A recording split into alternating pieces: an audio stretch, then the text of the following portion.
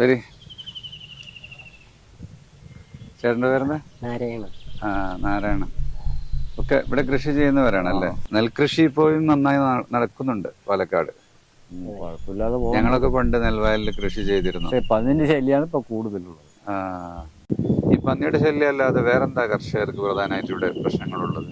പിന്നെ മയിലുണ്ട്, അത് പിന്നെ വന്നാലും സൈഡൊക്കെ അങ്ങനെ ഊരി തിന്നും, അത് മാത്രമേ ഉള്ളൂ. കൂടുതലും പന്നി തന്നെയാണ് മെയിനും. അപ്പൊ അതിനല്ലേ ഈ വേലി കെട്ടുന്നത്? വേലിയൊക്കെ പോയല്ലോ. ഇനിയിപ്പോ തുടങ്ങും. ഇനിയിപ്പോ അത് ക്ലിയർ ആക്കണം. ഈ സമയത്ത് പന്നി ശല്യം ചെയ്യില്ല. ഇനിയിപ്പോ വളർന്നുകൊണ്ടിരിക്കും. അതിനാവശ്യമായ സൗകര്യം ഗവൺമെന്റിന്റെ ഭാഗത്തുനിന്ന് സഹായം കിട്ടൂലേ? ഗവൺമെന്റ് ഭാഗത്തുനിന്നൊന്നുമില്ല. അതെ, പഞ്ചായത്ത് സബ്സിഡിയോടുകൂടി ഈ ഇലക്ട്രിക് ഫെൻസിങ് ചെയ്യാനുള്ള സൗകര്യമൊക്കെ ചെയ്യുന്നുണ്ട്. ഞങ്ങളുടെ നാട്ടിലെ പഞ്ചായത്തിലൊക്കെ ഉണ്ടായിരുന്നു. അതുപോലെ കൃഷി വകുപ്പിൽ നിന്ന് വളവും മറ്റു സൗകര്യങ്ങളൊക്കെ കിട്ടും. നെല്ല് കൃഷി മാത്രമാണോ ചെയ്യുന്നത്? ഇപ്പോൾ നെൽകൃഷി മാത്രമാണ്.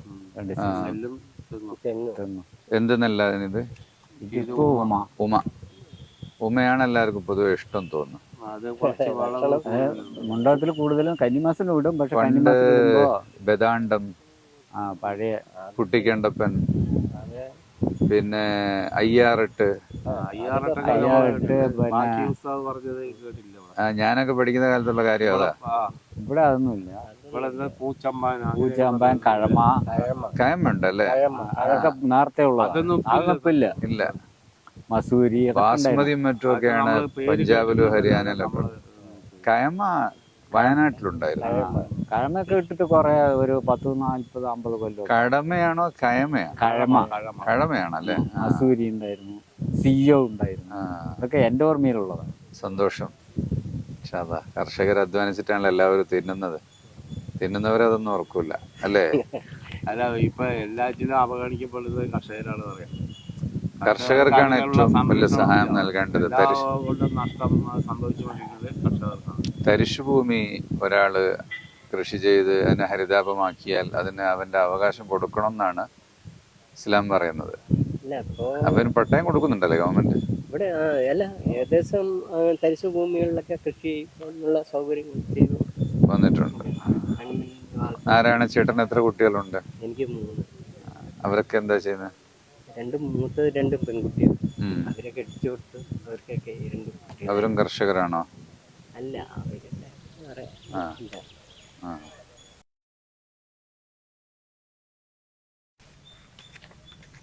ഈ തെങ്ങുണ്ടല്ലേ?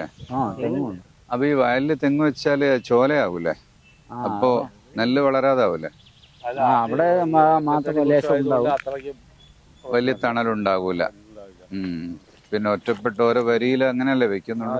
വരമ്പുകളിൽ മാത്രം. എല്ലാവിടെയും ഇല്ല. അത് വെച്ചോളം ലേശം കുറച്ചൊരു വളവ് കുറവായിരിക്കും. അതും പഴയ പോലെ ചെറിയ കുറവുണ്ടാവും. പഴയ കായൊന്നും ഇല്ല അപ്പൊ തെങ്ങിലൊന്നും. ഒക്കെ ഇതിന്റെ നെൽകൃഷിന്റെ ഒരു ചെറിയ സഹായം അതുകൊണ്ടൊരു സഹായം കിട്ടും. അതാണ്. തെങ്ങ് മണ്ടരി ഉണ്ടോ? മണ്ടരിക്കൊക്കെ നേരത്തെയൊക്കെ മരുന്നൊക്കെ അടിച്ചാണ്.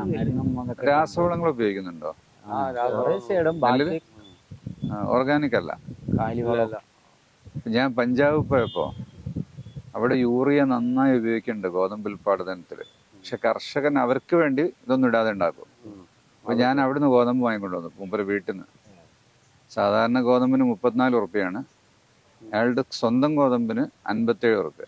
ഞാൻ അത് വാങ്ങിച്ചുകൊണ്ട് വന്നു. ഓർഗാനിക് മാത്രം ചെയ്തിട്ട്. അതുപോലെ നിങ്ങളുടെ ആവശ്യത്തിന് വീട്ടിലേക്കെങ്കിലും രാസവളം ചേർക്കാതെ ഉണ്ടാക്കുന്നുണ്ടാവില്ല. ഇന്നൊന്നും രാസവളം ഇല്ലാതെ കൃഷി മൊത്തത്തിൽ മോശമായിരിക്കണം അല്ലേ? അതെന്താ മറവച്ചത്? പച്ചക്കറി വെക്കുക. പച്ചക്കറി പന്നി വരാതിരിക്കാൻ. കിട്ടിയത്. പന്നി വരുന്നതിന് നിങ്ങൾക്ക് ഉപയോഗിക്കാൻ തോക്കൊന്നും തരില്ലേ ഗവൺമെന്റ്? ലൈസൻസോട് കൂടി. അതെ, അതൊന്നും പഞ്ചായത്തിൽ നിന്നൊന്നും വരുന്നില്ല. ഇല്ല അല്ലേ? ഓർഡറൊക്കെ ഉണ്ട് പഞ്ചായത്തിൽ നിന്ന് ചെയ്യുന്നത്. അതൊന്നും ആരും വരുന്നില്ല ചെയ്യുന്നു.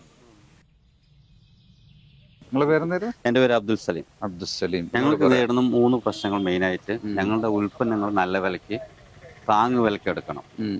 താങ്ങ് വിലയ്ക്ക് എടുത്തതിൻ്റെ പൈസ ഉടനെ തരണം. കാരണം ഞങ്ങൾ ഓരോ വർഷം കഴിയുന്നവരും കൃഷിക്കാർ ഭൂമി വിറ്റുകൊണ്ടിരിക്കുകയാണ്. കാരണം അവർക്ക് പിടിച്ചു നിൽക്കാൻ പറ്റുന്നില്ല. 2, മൂന്നാമത് ഞങ്ങളിവിടെ കൃഷി ഇറക്കുന്ന സമയത്ത് അവിടെ തൊഴിലുറപ്പ് തുടങ്ങും. അപ്പോൾ ഞങ്ങൾക്ക് ലേബർ പ്രശ്നം വരും. പിന്നെ ഞങ്ങൾക്ക് തന്നെ ഒരു ഡിപ്പാർട്ട്മെൻ്റ് ഉണ്ട്, കൃഷിഭവൻ. കൃഷിഭവനിൽ 5ഉം 6ഉം സ്റ്റാഫുണ്ട്. ഒരു സ്റ്റാഫ് പോലും കൃഷിക്കാരൻ്റെ ഇടയിൽ ഇറങ്ങി വരില്ല. ഓഫീസിലിരുന്ന് കാറ്റു അവർ ഓഫീസിലിരുന്ന് കാര്യങ്ങൾ നടത്തും. ഞങ്ങൾക്ക് യാതൊരു ഉപകാരവുമില്ല. ഞങ്ങൾക്ക് ഇവിടെ കീടങ്ങളെ അറ്റാക്ക് ചെയ്ത് ഞങ്ങൾ നേരെ പോകുന്നത് കൃഷിഭവനിൽ പോയാൽ അവർക്ക് അറിയില്ല എന്ന് പറയും, അല്ലെങ്കിൽ അവർ വിസിറ്റ് ചെയ്യാൻ പറഞ്ഞു. അത് രണ്ടും ചെയ്യില്ല. ഞങ്ങൾ നേരെ പോകുന്നു, മരുന്ന് ഷോപ്പിൽ പോകും, കീടനാശിനി കടയിൽ പോയി അവരുടെ അടുത്ത് പറയുമ്പോൾ അവരുടെ അറിവിലുള്ള മരുന്ന് അവർ തരും, നമ്മളിവിടെ കൊണ്ട് അടിക്കും. കർഷകന്റെ മക്കളെ കൃഷി ഓഫീസറാക്കണം, അതാണ് പോയിന്റ്. കർഷകന്റെ മക്കളെ കൃഷി ഓഫീസറാക്കണം, കൃഷി അസിസ്റ്റന്മാരാക്കണം. ഇല്ലെങ്കിൽ നമുക്ക് കൃഷിഭവൻ്റെ ആവശ്യമില്ല. മനസ്സിലായില്ല? ആകെ 5-6 സ്റ്റാഫ്, നമുക്ക് അത്രയും നമുക്ക് ഗവൺമെന്റ് ചെലവ് കൂടിക്കൊണ്ടിരിക്കുക.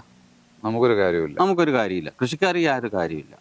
പിന്നെ അതേപോലെ പറമ്പിക്കുളം വെള്ളമാണ് ഞങ്ങൾക്ക് ഡിപ്പെൻഡ് ചെയ്യണത്. അതിന്റെ എഗ്രിമെന്റും മറ്റുള്ളതൊക്കെ ഒരുപാട് വായിച്ചിട്ടുണ്ടാവും. പറമ്പിക്കുളം ആളിയാർ അതൊന്ന് കറക്റ്റ് ചെയ്യിപ്പിക്കണം. സമയാസമയങ്ങൾ ആ ടേൺ കറക്റ്റ് ചെയ്തിട്ട് വെള്ളം വിടണം. ഈ ഇസ്ലാമിക് കർമ്മശാസ്ത്രത്തിൽ പറയുന്നത് തൊഴിലാണോ, വ്യവസായമാണോ, അല്ലെങ്കിൽ കൃഷിയാണോ, ഏതാണ് ഏറ്റവും നല്ല തൊഴിൽ? കച്ചവടമാണോ, വ്യവസായമാണോ, കൃഷിയാണോ എന്നുള്ള ഒരു ഡിബേറ്റ് ഉണ്ട്. ഇപ്പോൾ കൃഷിയാണെന്നാണ് ഒരു പ്രബലമായ അഭിപ്രായം. അതിൻ്റെ 2 കാരണങ്ങളാണ്. ഒന്ന്, കൃഷിയിലൂടെ ഉൽപ്പാദിപ്പിക്കുന്നത് അടിസ്ഥാന ആവശ്യങ്ങളാണ് മനുഷ്യൻ്റെ. ഭക്ഷണമല്ലേ, ആർക്കും ഒഴിച്ചുവിടാൻ പറ്റാത്തതാ. ഫർണിച്ചറും വീടും ഇല്ലെങ്കിലും കഴിയാം. രണ്ടാമത്തത്, കർഷകന് തവക്കുലുണ്ട്. അവൻ ദൈവത്തിനെ ഏൽപ്പിച്ചുകൊണ്ടാണ് വിത്തെറിയുന്നത്. മുളക്കുമെന്ന് ഉറപ്പൊന്നുമില്ല. 100 വിത്തെറിഞ്ഞാൽ ചിലപ്പോൾ 10 മുളക്കും. അതിൽ നിന്നും മറ്റൊരു കാര്യം, മനുഷ്യന് പുറമെ പക്ഷികൾക്കും മറ്റ് ജീവികൾക്കും ഒക്കെ ഇത് കിട്ടും. അപ്പോൾ ഇനി അഥവാ വേറെ ഏതെങ്കിലും ജീവികൾ തിന്നുപോയാലും നമുക്ക് സമാധാനമുണ്ട്. പക്ഷെ നമ്മൾ ആവശ്യത്തിന് കിട്ടാതെ മുഴുവനും കാട്ടാന കയറി നശിപ്പിച്ചാൽ, പന്നി നശിപ്പിച്ചാൽ കാര്യമില്ല. പക്ഷെ പക്ഷികളും മറ്റുമൊക്കെ മിതമായി അവരുടെ ആവശ്യത്തിന് വേണ്ടി അവർ കുറച്ച് തിന്നുവാണെങ്കിൽ കുഴപ്പമൊന്നുമില്ല. അതിൻ്റെ കൂലി കൂടെ നമുക്ക് കിട്ടും. എല്ലാവരും കൂടെ കൃഷി നിർത്തിപ്പോയാൽ സിമെൻറ്റും കമ്പിയും ഒക്കെ കഴിക്കേണ്ടി വരും. അത് സാധിക്കില്ലല്ലോ. ഇൻഷാ അല്ലാഹ് ഞങ്ങൾ സർക്കാരിൻ്റെ ശ്രദ്ധയിൽപ്പെടുത്താം. പിന്നെ ഞങ്ങളും തരിശുഭൂമികൾ ജീവിപ്പിക്കാൻ വേണ്ടി SYSൻ്റെ വോളണ്ടിയേഴ്സിനെ കൊണ്ടൊക്കെ ചെയ്യിക്കുന്നുണ്ട്. ധാരാളം ഭൂമികൾ ഞങ്ങൾ വാഴയും കപ്പയും മറ്റൊക്കെ വെച്ചും പാടശേഖര കൃഷി ചെയ്തൊക്കെ കുറേ കാര്യങ്ങൾ ചെയ്തിട്ടുണ്ട്. നിങ്ങളുടെയൊക്കെ സഹായം പ്രതീക്ഷിക്കുന്നു ഇൻഷാ അല്ലാഹ്. SYSൻ്റെ മാനവ സഞ്ചാരമാണ്. അതോടൊപ്പം തന്നെ നമ്മുടെ പ്ലാറ്റിനം ഇയർ പ്രോഗ്രാം ഉണ്ട് തൃശ്ശൂരിൽ, ഡിസംബർ 27, 28, 29. ഇൻഷാ അല്ലാഹ് എല്ലാവരും ക്ഷണിക്കുകയാണ്. തൃശ്ശൂർ നാരായണേട്ടൻ മുഖ്യ കർഷകനാണ് ഇവിടുത്തെ. ഇൻഷാ അല്ലാഹ് വരട്ടെ. ശരി, അസ്സലാമു അലൈക്കും. വലൈക്കും സലാം.